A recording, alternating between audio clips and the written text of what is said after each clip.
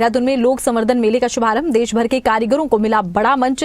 धामी बोले, विविधता ही भारत की सबसे बड़ी ताकत है। रिजिजू ने रोजगार और बाजार से जोड़ने पर जोर दिया है। देहरादून में उत्तराखंड के मुख्यमंत्री पुष्कर सिंह धामी और केंद्रीय अल्पसंख्यक मामलों के मंत्री किरण रिजिजू ने लोक संवर्धन मेले का उद्घाटन किया है। इस मौके पर मुख्यमंत्री धामी ने भारत की सांस्कृतिक विविधता को देश की सबसे बड़ी ताकत बताया है और कहा है कि लोक कला हमारी पहचान और विरासत का महत्वपूर्ण हिस्सा है। वहीं केंद्रीय मंत्री किरण रिजिजू ने उत्तराखंड सरकार के सहयोग की सराहना करते हुए कहा कि ये मेला कारीगरों को अपने उत्पादों के प्रदर्शन और विपणन के लिए बड़ा मंच प्रदान करेगा, रोजगार के नए अवसर भी पैदा करेगा।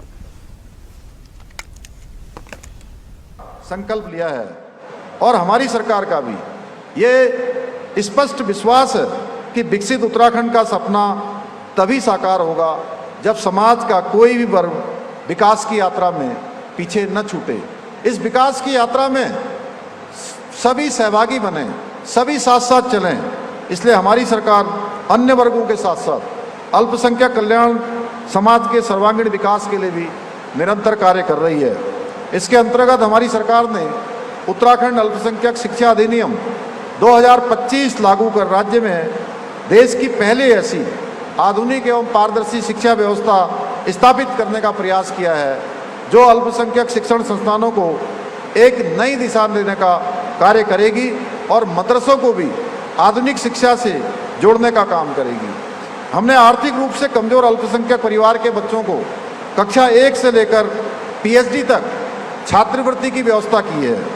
साथ ही राज्य में तकनीकी, व्यावसायिक, स्नातक और उच्च शिक्षा प्राप्त करने वाले विद्यार्थियों को निरंतर वित्तीय सहायता उपलब्ध कराई जा रही है।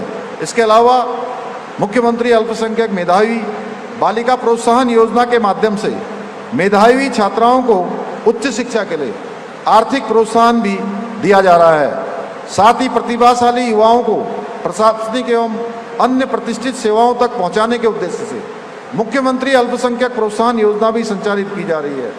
इसके अतिरिक्त प्रधानमंत्री जन विकास कार्यक्रम के माध्यम से अल्पसंख्यक बहुल क्षेत्रों में शिक्षा, स्वास्थ्य, कौशल विकास और आधारभूत संरचना को मजबूत किया जा रहा है। इसी उद्देश्य से हमारी सरकार द्वारा अल्पसंख्यक क्षेत्रों के विकास के लिए 4 करोड़ रुपए की विशेष विकास निधि की व्यवस्था भी की गई है। साथ ही मदरसों को आधुनिक तकनीक से जोड़ते हुए उनमें integrated IT system, interactive white board, computer software जैसी व्यवस्थाएं भी की जा रही हैं। इसके अतिरिक्त हमारे अल्पसंख्यक युवाओं को खुद का व्यवसाय प्रारंभ करने के लिए राष्ट्रीयकृत और सहकारी बैंकों के माध्यम से 20,000 रुपये से लेकर 10 लाख रुपए तक की लोन की व्यवस्था भी की गई है। वहीं मौलाना आजाद शिक्षा ऋण योजना के अंतर्गत उच्च एवं तकनीकी शिक्षा के लिए 5 लाख रुपए तक का ब्याज मुक्त शिक्षा ऋण दिया जा रहा है। यही नहीं, मुख्यमंत्री हुनर योजना के माध्यम से युवाओं को रोजगार प्रशिक्षण अवधि में स्टाइपेंड तथा बड़े उद्यम स्थापित करने के लिए 20 लाख रुपए तक के टर्म लोन की सुविधा भी उपलब्ध कराई जा रही है। भाइयों बहनों, हमारी नीयत साफ है, हमारी नीतियां भी स्पष्ट हैं, लेकिन आज विकास की जिस यात्रा को आप धरातल पर देख रहे हैं वो रातों रात नहीं आई है। इसके पीछे एक मजबूत राजनीतिक इच्छा शक्ति है। परंतु एक दौर वह भी था जब दशकों तक देश और प्रदेश में एक ही पार्टी का शासन हुआ करता था, जिसने अल्पसंख्यकों के नाम पर सिर्फ और सिर्फ राजनीति की। अल्पसंख्यकों समाज को केवल वोट बैंक समझा।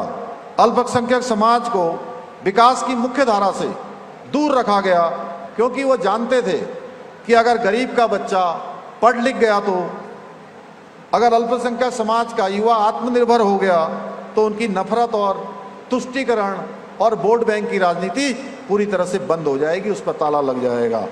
उन्होंने अल्पसंख्यकों के नाम पर राजनीति तो बहुत की, लेकिन जब उन्हें अधिकार देने की बात आई तो उनके हाल पर उन्हें छोड़ दिया गया। उन्होंने समाज में केवल और डर और अविश्वास का माहौल पैदा किया गया। इतना ही नहीं, अल्पसंख्यक बच्चों के हाथ में कंप्यूटर देने के बजाय उन्हें आधुनिक शिक्षा से दूर रखकर राजनीति का मोहरा बनाया गया। लेकिन आज आदरणीय प्रधानमंत्री श्री नरेंद्र मोदी जी के नेतृत्व में डबल इंजन की सरकार ने राजनीति की इस परिभाषा को हमेशा के लिए बदल कर रख दिया है। हम तुष्टीकरण पर नहीं, बल्कि हम